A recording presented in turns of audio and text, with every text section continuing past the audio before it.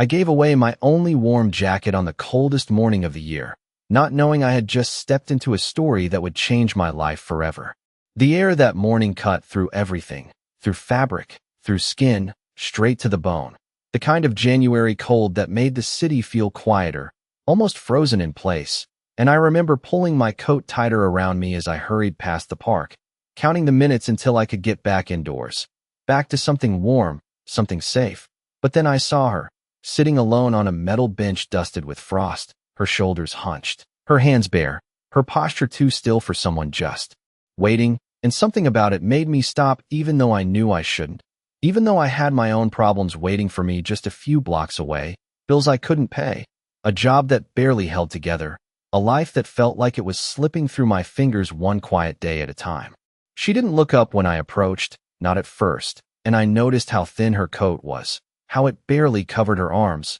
how her breath came out in soft white clouds, slow and steady, not panicked, not desperate, just controlled, almost deliberate. And that was the first thing that felt strange, because most people in that kind of cold would be shivering, restless, searching for somewhere warmer. But she just sat there like she belonged to the cold itself. "Ma'am," I said, my voice sounding smaller than I expected. "You're going to freeze out here." And she turned her head slightly, just enough for me to see her face, lined with age but sharp, her eyes clear and focused in a way that made me feel like I was the one being studied, like I had just walked into something I didn't fully understand. She didn't ask for help, didn't reach out, didn't even look surprised that I had stopped, and for a moment I hesitated, thinking maybe I was overstepping, maybe she didn't want anything from me. But then a gust of wind swept across the park, biting and unforgiving, and without thinking too much longer, I slipped off my jacket and held it out to her. "Please," I said, "take this. I'll be okay."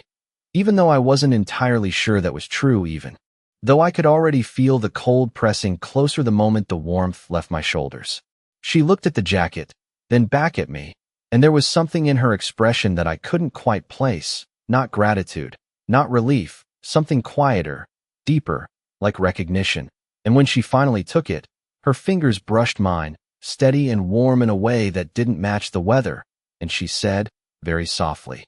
"Kindness always costs something," as if it were a fact she had known her entire life. I gave a small, awkward smile, unsure how to respond, unsure why her words lingered in the air longer than they should have. And then I stepped back, wrapping my arms around myself as the cold rushed in, telling myself it was just a simple moment, just a small act that would be forgotten by the end of the day. But as I walked away, I couldn't shake the feeling that I had just been seen in a way no one had seen me before, and I had no idea that the woman on that frozen bench was about to turn my entire world upside down. By late afternoon, the sky had turned a dull shade of gray, the kind that made everything feel heavier than it already was, and I found myself walking without a clear destination, my steps slow, my mind caught somewhere between what had just happened and what I still had not figured out how to face. And it was strange how quickly life could shift, how one quiet conversation in an office could erase years of routine and leave you standing outside in the cold with nothing but a cardboard box and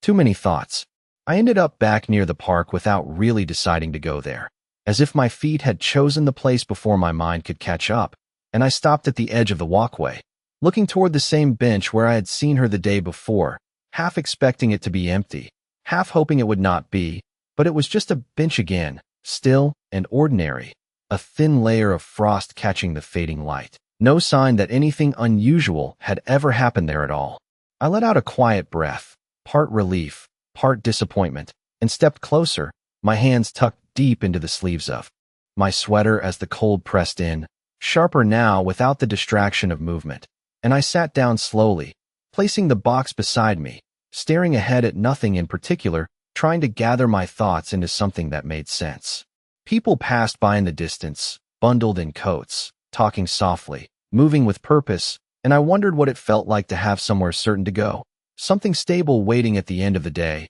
And for a moment, I allowed myself to feel the weight of everything without pushing it away, the job, the bills, the uncertainty, all of it sitting there with me in the quiet. Then I noticed something small, almost easy to miss, tucked into the corner of the bench where I had been sitting the day before, a neatly folded piece of paper, untouched by the wind, as if it had been placed there carefully, intentionally, and I hesitated before reaching for it, my fingers brushing against the cold surface of the metal, a strange sense of anticipation rising without reason. The paper was heavier than I expected, not a scrap or a receipt, but something deliberate, and when I unfolded it, my eyes moved slowly across the neat handwriting, each word steady and precise, as if written by someone who never rushed, someone who understood the weight of what they were saying, and my breath caught slightly as I read the first line, not because it was dramatic or loud, but because it felt like it was meant specifically for me. It did not explain everything.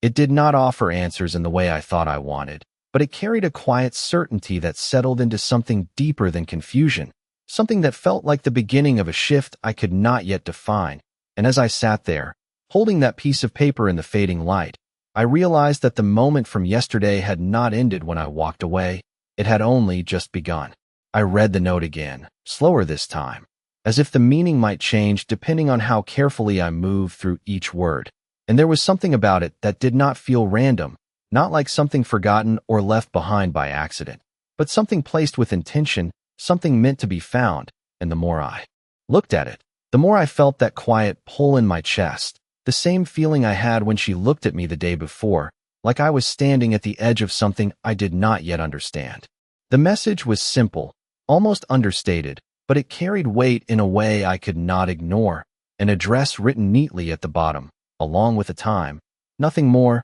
no explanation, no signature, just enough to make me pause and question whether I should even consider it. I turned the paper over in my hands, half expecting to find something else, a clue, a name, anything that would make it easier to decide. But there was nothing, just that same careful handwriting, steady and controlled, and I let out a slow breath, glancing around the park as if someone might be watching, as if I would see her again sitting there quietly, observing from a distance, but the space remained still, ordinary, unchanged. Part of me wanted to dismiss it, to fold the paper and tuck it away, to pretend that this was not another complication I needed to deal with, because my life was already full of those, already stretched thin with responsibilities I could barely keep up with. And yet another part of me, quieter but persistent, told me that this was different, that ignoring it might mean missing something I could not afford to lose. I sat there for a long moment, weighing the decision in silence, listening to the faint sounds of the city around me, footsteps on frozen pavement, distant traffic, the low murmur of conversations that did not belong to me. And I realized that I had been here before in a way, standing between what felt safe and what felt uncertain, choosing whether to step forward or turn back. And every time I had chosen safety, it had led me right back to the same place, the same struggles, the same quiet, disappointments that never seemed to change. I looked down at the note again, tracing the address with my eyes, committing it to memory without fully meaning to. And something inside me shifted, not dramatically, not all at once, but enough to make the decision feel less like a risk and more like a possibility. I carefully folded the paper and slipped it into my pocket, my fingers, lingering there for a moment as if to make sure it was real, as if to anchor myself to the choice I was about to make. And then I stood up, lifting the box beside me, the cold biting at my face as I stepped away from the bench. I did not know what waited at that address, did not know who had written the note or why they had chosen me. But for the first time in a long while, I felt something different beneath the uncertainty, something that was not fear or doubt, something that felt almost like direction. And as I began to walk, I realized that whatever happened next, I had already crossed a line the moment I decided not to ignore it. The address stayed in my mind the entire night, repeating itself quietly as I moved through my small apartment, as if it had taken root somewhere deeper than thought. And even when I tried to focus on practical things, like what little money I had left or how long I could manage before everything fell apart, I kept finding myself tracing those numbers again, that street, that time, until it no longer felt like a question of whether I would go, but when. The next morning, I woke earlier than usual, not because I had somewhere to be, but because the decision had already been made somewhere beneath the surface, and I knew that staying still would only bring me back to the same place I had been yesterday. The city felt different as I made my way toward the address, the cold still sharp, but somehow less overwhelming, like it had lost some of its weight. And I walked slower than usual, not out of hesitation but out of awareness, taking in the unfamiliar streets as they shifted from worn storefronts and narrow sidewalks to wider avenues lined with clean glass buildings that reflected the pale winter sky. By the time I reached the location written on the note, I stopped without meaning to, my breath catching slightly as I looked up at the building in front of me, tall and polished, its entrance framed by dark stone and quiet authority, the kind of place I would normally pass without a second glance, knowing it was not meant for someone like me. For a moment, I questioned everything again, whether I had misunderstood, whether this had been a mistake, whether I had let one strange encounter pull me too far from what was realistic, and I almost turned around, almost told myself that it was better not to step into something that did not belong to me. But then I remembered the way she had looked at me, steady and certain, and I felt that same quiet pull, stronger now, more defined. I stepped forward, the doors opening smoothly as I approached, warm air rushing out to meet me, and the shift from cold to warmth felt almost disorienting, like crossing an invisible line between two completely different worlds. Inside, everything was quiet, controlled, the soft hum of conversation, the distant sound of footsteps against polished floors, and I became suddenly aware of myself, of the worn sweater, the absence of my jacket, the box still in my hands, and for a brief second, I felt out of place in a way that made me want to leave before anyone noticed. But before I could take a step back, a voice spoke gently from behind the reception desk, asking if they could help me, and I hesitated only long enough to reach into my pocket, unfolding the note with careful fingers, placing it on the counter as if it explained everything I could not say. The receptionist glanced down at it, her expression shifting in a way I could not fully read, not surprise exactly, but recognition, and she looked back up at me with a different kind of attention, one that made the moment feel suddenly more real than I had expected. She asked me to wait, her tone polite but precise, and as I stood there, unsure of what would happen next, I realized that whatever this was, it had already moved beyond coincidence, beyond something I could dismiss, and as I tightened my grip on the box, I felt that quiet sense again, that something had been set in motion long before I ever stepped through those doors. I stood there longer than I expected, the quiet lobby stretching around me in a way that made time feel slower, almost deliberate, and every small sound seemed amplified, the soft tapping of shoes on marble floors, the distant murmur of voices behind closed doors, the subtle hum of something mechanical I could not see, and I became aware of how still I was, how out of place I must have looked holding that box, wearing the same worn sweater, waiting without fully understanding what I was waiting for. The receptionist made a brief phone call, her voice low and measured, and although I could not hear the words, I could sense the shift in tone, something formal, something that carried weight beyond a routine request, and when she hung up, she looked at me again, this time with a small nod that felt more like confirmation than acknowledgement. She stepped out from behind the desk and asked me to follow her, her movements calm and practiced, and I hesitated for just a second before stepping forward, my footsteps quieter than I expected against the polished floor, each step carrying me further into a space that felt increasingly unfamiliar. We moved past a series of glass-walled offices, each one precise and organized, people inside working with quiet focus, their conversations contained, their expressions composed, and I noticed how everything here seemed intentional,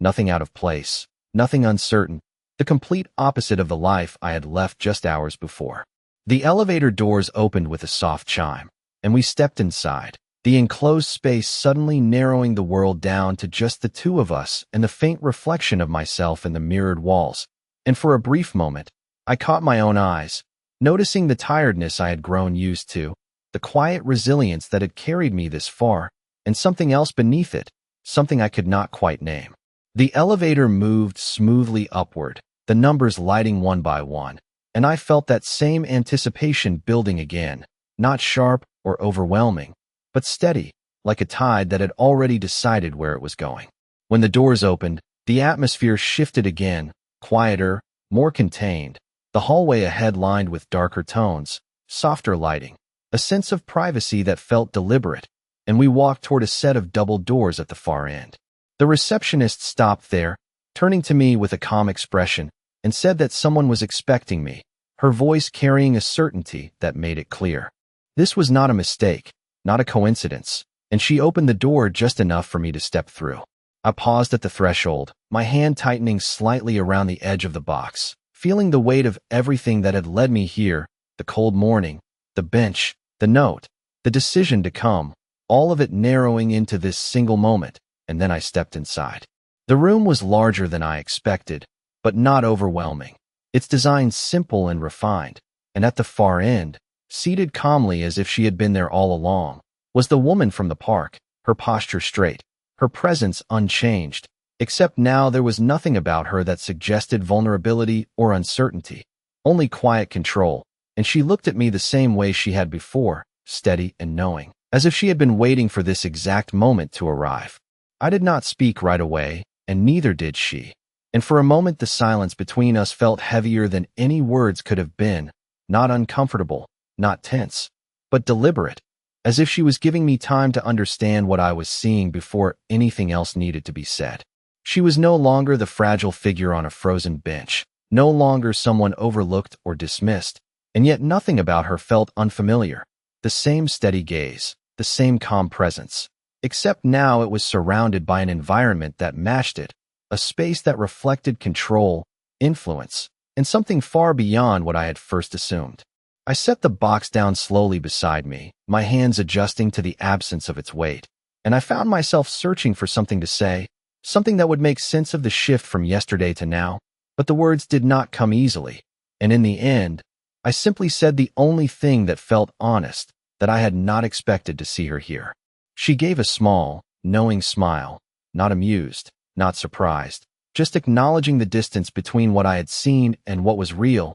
and she gestured toward the chair across from her, inviting me to sit as if this meeting had always been planned, as if my presence there was exactly where it was supposed to be. I sat down carefully, aware of every movement, every breath, the quiet weight of the moment settling around me, and she folded her hands lightly in front of her, her posture relaxed but intentional, and when she finally spoke, her voice was the same as it had been before, calm, measured, carrying that same quiet certainty that had stayed with me since the park. She told me that she had been watching, not in a way that felt intrusive, but in a way that suggested observation, attention, something thoughtful rather than random, and she spoke about the moment on the bench not as an act of charity, but as a choice, a decision made without expectation, without calculation, and she asked me why I had done it. The question caught me off guard, not because I did not have an answer, but because I had never thought of it as something that needed to be explained,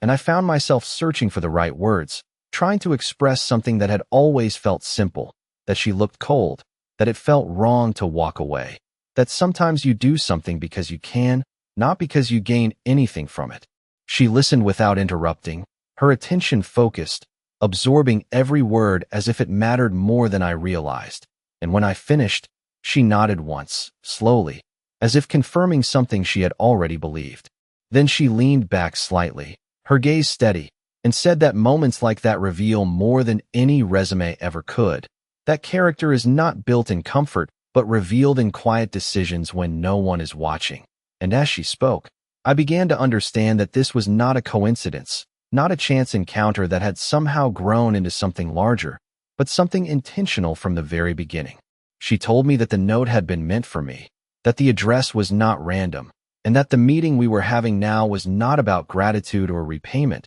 but about recognition. And as I sat there, listening to her words settle into something real, I realized that the line I had crossed the day before had led me here, to a place where everything I thought I knew about value, about opportunity, about what mattered, was beginning to shift in ways I could not yet fully grasp. Her words did not land all at once. They settled slowly, like something finding its place piece by piece, and I sat there trying to absorb the weight of what she was saying, trying to understand how a single moment in the cold could lead to this room, this conversation, this shift that felt both unreal and completely grounded at the same time. She reached for a folder resting neatly on the table beside her and placed it in front of me, her movements unhurried, deliberate, and for a moment I hesitated before opening it, aware that whatever was inside would likely change the direction of everything that came next. When I finally looked down, the contents were not what I expected, not a simple offer,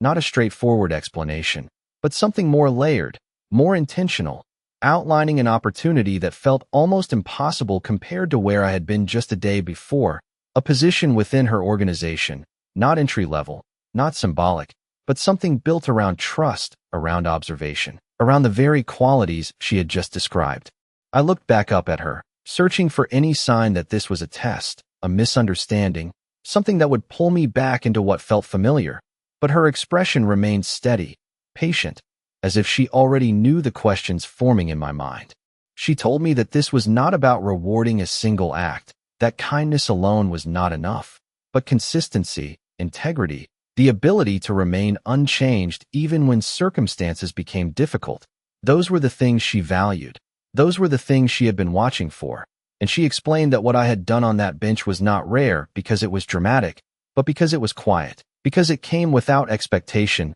without an audience, without any guarantee of return. I felt something shift inside me then, not just relief or disbelief, but a recognition of something I had always carried without naming, something that had guided my choices even when they did not seem to lead anywhere. And for the first time, it felt like those choices had been seen, not ignored, not taken for granted, but understood. She leaned forward slightly, her voice softening just enough to make the moment feel more personal, and she said that this opportunity came with responsibility, that it would not be easy, that it would require the same strength I had shown in smaller ways, but on a scale that would test me differently. And she asked me one final question, not whether I was capable, but whether I was willing to remain the same person when everything around me changed. I held her gaze for a long second, feeling the weight of that question settle into something deeper than the offer itself, and I realized that this was the real decision, not whether to accept a new path,